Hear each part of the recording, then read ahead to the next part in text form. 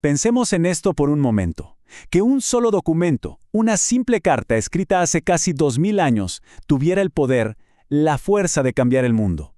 Y no una sola vez, sino varias veces. Bueno, pues esa es la increíble historia de la Epístola a los Romanos, un texto que ha demostrado ser mucho, pero mucho más que simples palabras en una página. Y ojo, no es que esto sea una idea moderna.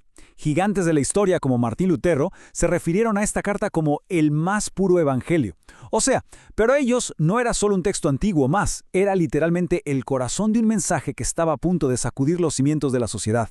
Y esta influencia no es abstracta, es súper concreta. Miren la línea de tiempo. En el año 386, un pasaje de Romanos transforma por completo a Agustín de Hipona y con él a toda la teología occidental. Saltamos más de 1000 años en el futuro, a 1513, y Martín Lutero encuentra en Romanos una idea que, ¡pum!, enciende la chispa de la Reforma protestante. Y como si fuera poco, 2 siglos después, en 1738, la introducción que Lutero escribió para esta misma carta inspira a John Wesley, el fundador del metodismo. O sea, estamos hablando de 3 épocas, 3 movimientos gigantescos, todos con una misma fuente de inspiración. ¡Impresionante!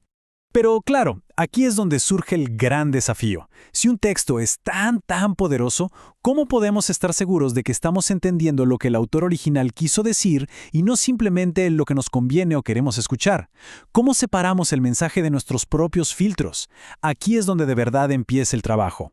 Y todo arranca con esta pregunta, que es fundamental. ¿Es posible realmente conocer la verdad de un texto? Esto no es solo una cuestión para académicos, ¿eh? Es una búsqueda que nos toca a todos cuando nos enfrentamos a un documento antiguo, a un texto complejo. ¿Estamos llegando al fondo del asunto o nos quedamos en la superficie? Bueno, para llegar a esa verdad, primero hay que saber qué caminos no tomar. A la izquierda vemos los errores comunes, si se ignora el contexto de la época, si se empieza a alegorizar todo o si simplemente se proyectan las ideas propias en el texto, pues nos perdemos por completo. El camino correcto, el que vemos a la derecha, requiere un método, un proceso que sea consistente y que esté enfocado en una sola cosa, descubrir la intención original del autor. Entonces, ¿cómo se hace? Bueno, la solución no es un código secreto, sino más bien una caja de herramientas muy práctica. Se trata de 4 principios que nos van a servir como una especie de brújula para navegar cualquier texto complejo. Y aquí las tenemos. Estas son las 4 herramientas clave. Cada una nos ayuda a quitar una capa de complejidad para poder llegar al mensaje central. Primero, el contexto histórico. Segundo, las unidades literarias, o sea, la estructura. Tercero, comparar diferentes traducciones. Y cuarto, súper importante, identificar el género literario. El primer principio es la base de todo. Es simple pero fundamental. Un texto no puede significar para nosotros hoy algo que jamás pudo haber significado para su audiencia original. Así que el punto de partida es siempre el mundo en el que se escribió el texto. La intención del autor es la clave. Ahora, el segundo principio. Este nos dice que hay que ver el panorama completo primero. Es como armar un rompecabezas. No se puede entender el lugar de una pieza si no se tiene idea de cómo es la imagen final. Por eso, siempre se interpreta del todo hacia las partes, y nunca al revés. Un versículo suelto no puede contradecir el mensaje de todo el capítulo o de todo el libro. El tercer principio es una herramienta increíblemente útil, la comparación de traducciones. La verdad es que ninguna traducción es perfecta, siempre hay matices. Por ejemplo, una versión puede decir justicia, donde otra dice rectitud. Al leer ambas, se empieza a percibir una riqueza de significado que una sola traducción no puede capturar. Nos da una visión mucho más completa.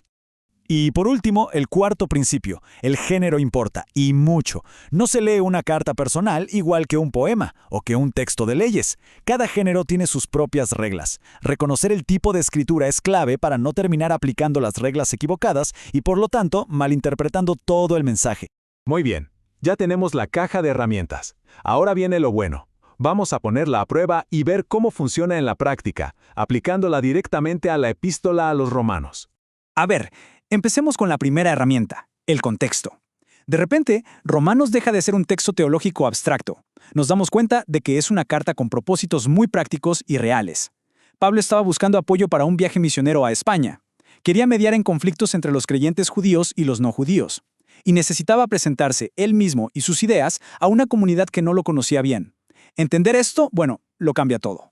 Ahora, la segunda herramienta, la estructura. Y cuando la vemos así, en este cuadro, es como si de repente viéramos el plano completo del edificio. Romanos no es una colección de ideas al azar, para nada. Es un argumento, magistralmente construido. Miren la lógica. Primero se presenta el problema universal. Luego, ¡boom!, la solución. Después se explora el propósito más grande, el plan divino. Y para terminar, se aterriza todo en la vida práctica. Cada parte construye sobre la anterior. La estructura es impecable. Y aquí llegamos al punto clave. Este método no sirve solo para textos antiguos. En el fondo, es un entrenamiento para la mente. Es aprender a abordar cualquier información compleja, ya sea una noticia, un informe del trabajo o un debate en línea con mayor claridad y con un objetivo. Primero entender y después opinar. Así que el gran aprendizaje es este. Estas herramientas no son para convertirnos en especialistas de historia antigua, sino en mejores pensadores. Nos enseñan la disciplina de preguntarnos qué se quiso decir realmente aquí, antes de saltar a la conclusión de qué me parece a mí. Y esa es una habilidad que hoy en día es absolutamente crucial. Y todo esto nos deja con una última reflexión. Si es posible aprender a separar la intención original de la interpretación personal en los textos que leemos, ¿cómo podría esa misma disciplina ayudarnos a buscar la verdad de una manera más honesta y clara en otras áreas de la vida? Ahí queda la pregunta.